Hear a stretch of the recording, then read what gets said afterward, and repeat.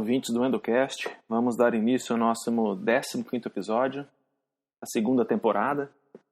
Hoje nós vamos terminar aqui as discussões sobre a nossa série de doenças pulpares e periapicais com o tema de diagnóstico endodôntico. Sejam bem-vindos. O ritual do diagnóstico endodôntico ele não difere do diagnóstico praticado na clínica geral odontológica ou na área da saúde. O paciente sempre vai lhe procurar com uma queixa principal, ou seja, ele vai ter um motivo para te visitar no consultório.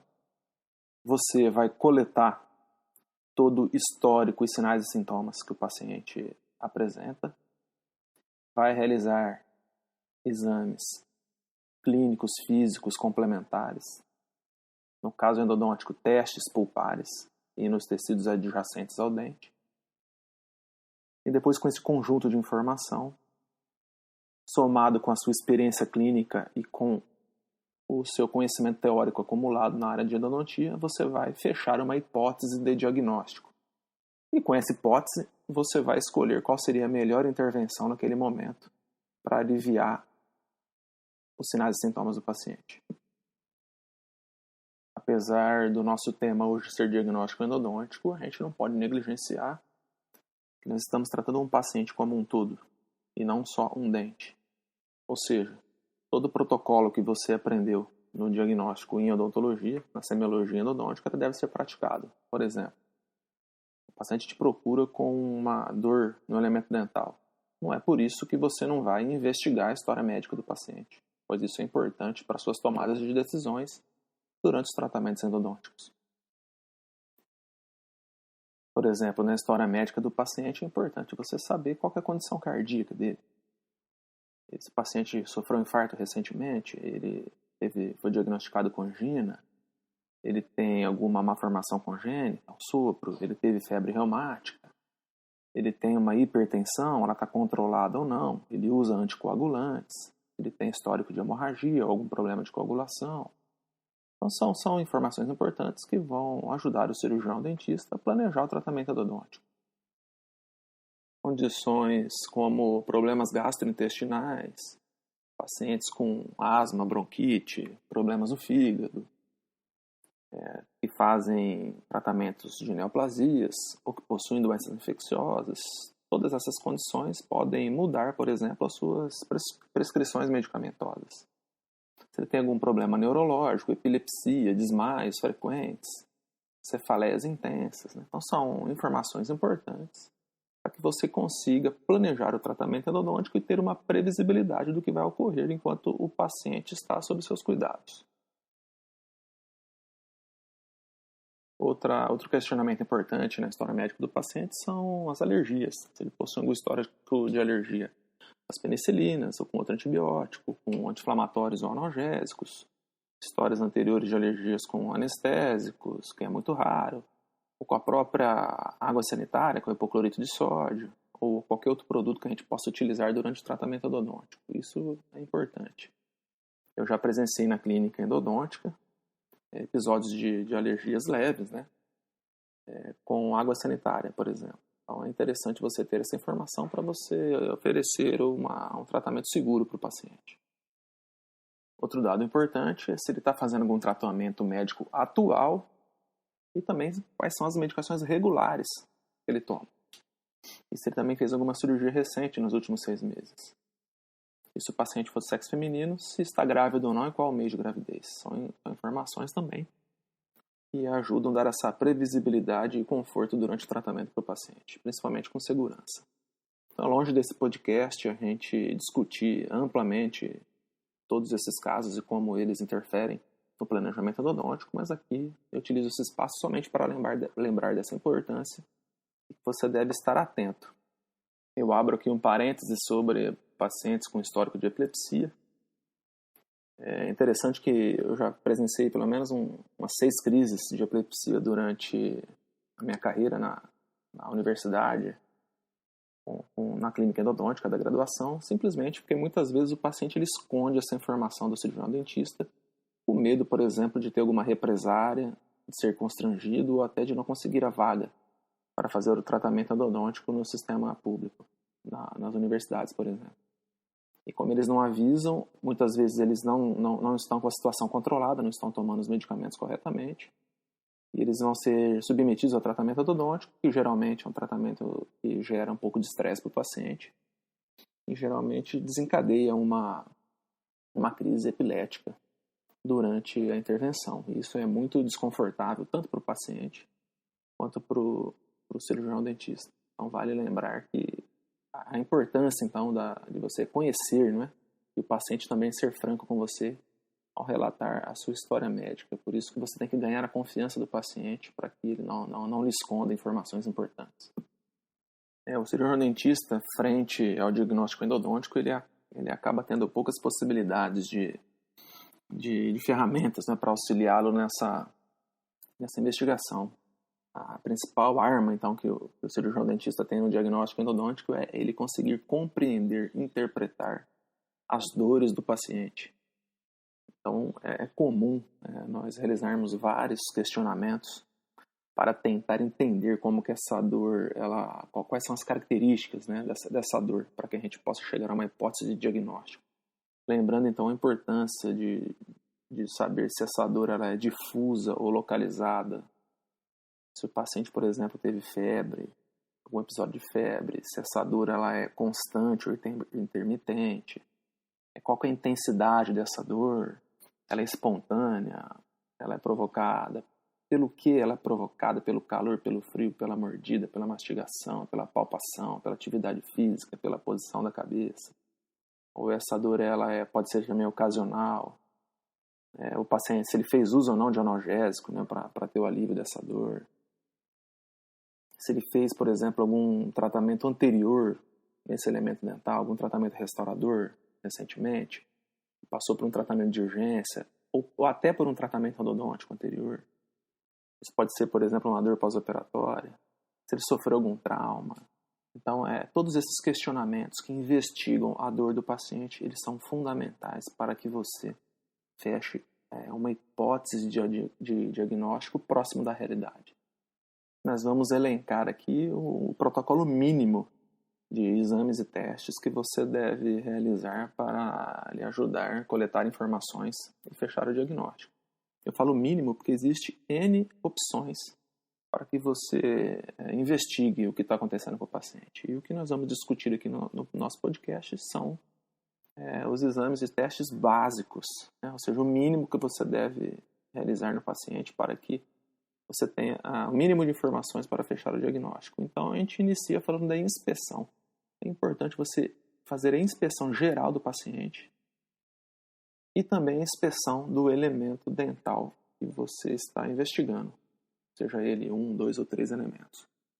Na clínica endodôntica, a inspeção geral do paciente é importante para que você consiga visualizar edemas extraorais, assimetrias, o grau de morbidade que o paciente se encontra, assim como a inspeção do próprio elemento dental já te pode dar alguma pista sobre a etiologia. Você pode visualizar cáries ativas, cáries inativas, fraturas na coroa dental, descoloração do dente. Você consegue observar também o aspecto da gengiva, se ela está com uma cor saudável ou não, consegue examinar o fundo de sulco, ou seja, fazer todo o exame clínico daquela região, para ver se você encontra dados que lhe ajudem a fechar esse diagnóstico. Além da inspeção, você pode abrir mão também de outros testes, como a palpação, a mobilidade e a sondagem periodontal.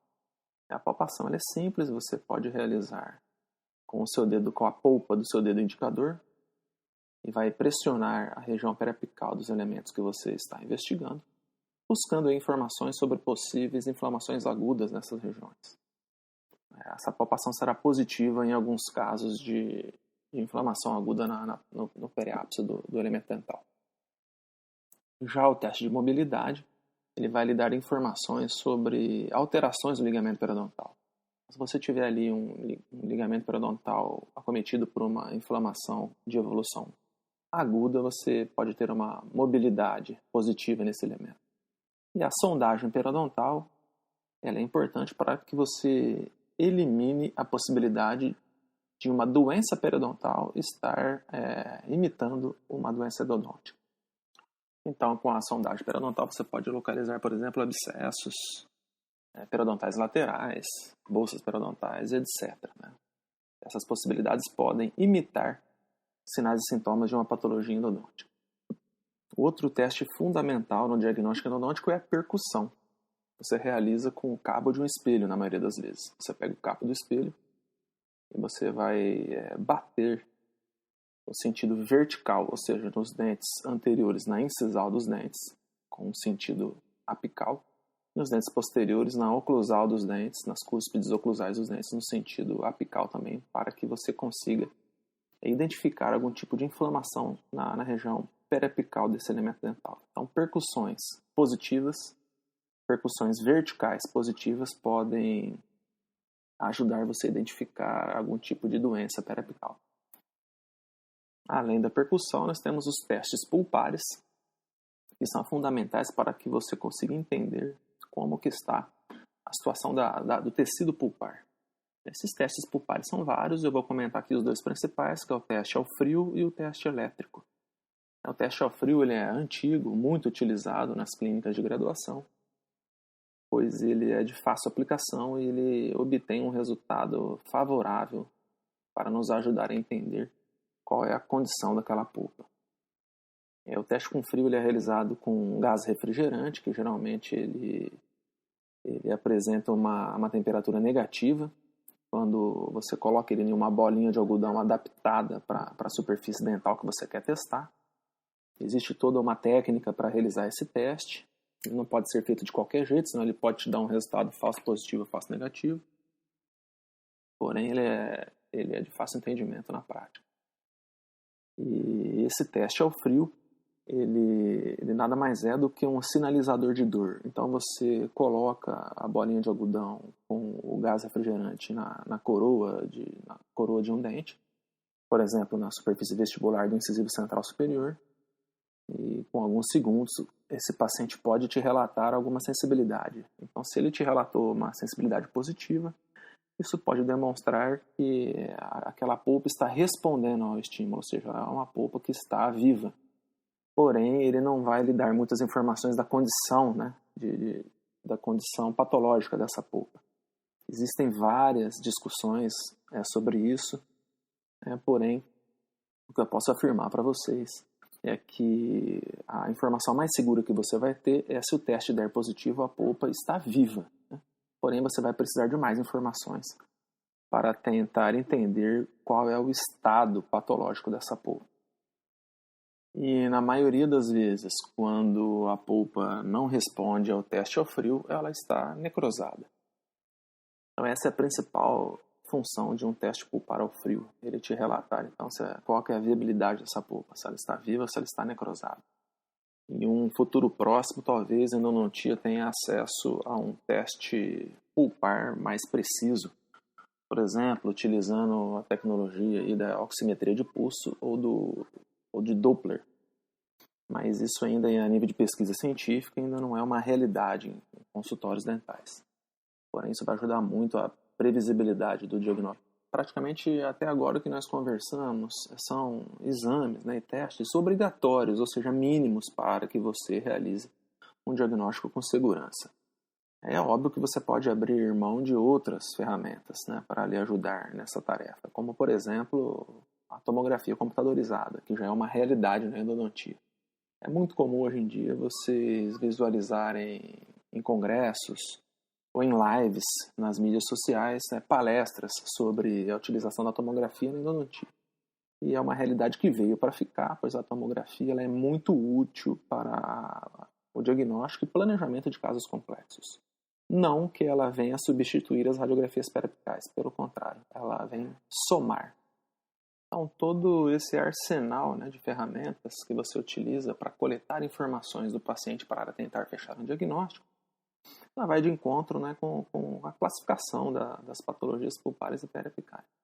Nós devemos lembrar que existem classificações mais conservadoras que tentam conciliar as informações histopatológicas e clínicas com a doença pulpar. E classificações mais recentes, como a da Associação Americana de Endodontistas, de 2013, que propõe uma classificação mais simples, mais ligada com as características clínicas das doenças pulpares e periapicais. Porém, é bom enfatizar que não existe classificação certa ou errada. Pelo contrário, quanto mais classificação a gente inventa para uma mesma situação, a gente só dificulta o aprendizado daquelas pessoas que estão iniciando a odontologia, os alunos de graduação, por exemplo, e os recém-formados. Então, nós optamos aqui na nossa faculdade, nós ensinamos as duas classificações, tanto a classificação mais antiga, conservadora, quanto as classificações mais modernas. Porque se você, aluno, compreende, né, toda a etiopatogenia das doenças pulpares e periapicais e como isso se relaciona, como isso se mostra clinicamente e como você fecha esse tipo de diagnóstico, não importa a classificação que você lê daqui 10, 15 anos, você vai compreender. Porém, isso exige muita experiência clínica e, é óbvio, muito estudo. De uma forma bem simples, se eu tivesse que fazer uma síntese do que esperar, né, de uma doença, do que esperar das respostas, dos resultados desses exames e testes para uma doença pulpar, eu seria bem sintético e falaria, por exemplo, que as pulpites reversíveis, as irreversíveis sintomáticas e assintomáticas, e as necroses pulpares, elas são mais sensíveis ao teste pulpar, que você pode realizar com frio ou teste elétrico. E as doenças pulpares, elas não são tão sensíveis aos testes de mobilidade, palpação, percussão ou aos exames de imagem. Já, por um outro lado, as doenças periapicais, a periodontite apical sintomática, o abscesso apical agudo, a periodontite apical assintomática, os abscessos crônicos ou a osteite condensante, já são patologias mais sensíveis aos testes de mobilidade, palpação, percussão e exames de imagem. Então, não existe uma regra absoluta de como esses testes vão responder, dependendo da patologia periapical pulpar que esteja instalada naquele dente. Pelo contrário, isso é dinâmico, essa resposta ela é bem flexível, dependendo de qual patologia o dente possui e de qual fase que essa patologia se encontra. Então, esse tipo de conhecimento, a melhor forma de aprendê-lo é visualizando vários casos na clínica endodôntica da graduação ou da sua futura especialização, para que você consiga ver toda essa variação dos tipos de respostas que esses testes podem lhe dar. Eu espero que com esse episódio vocês possam ter tido ideia de um modo geral e bem sintético do que nós fazemos na clínica para chegar a uma hipótese de diagnóstico endodôntico. E eu espero que a gente se encontre o mais breve possível nas atividades práticas, assim que a situação epidemiológica, né, da cidade permitir. Então aqui, um abraço a todos, muito obrigado pela audiência, até o próximo episódio. Um abraço aqui do professor Emílio Sponchiado, da Universidade Federal do Amazonas.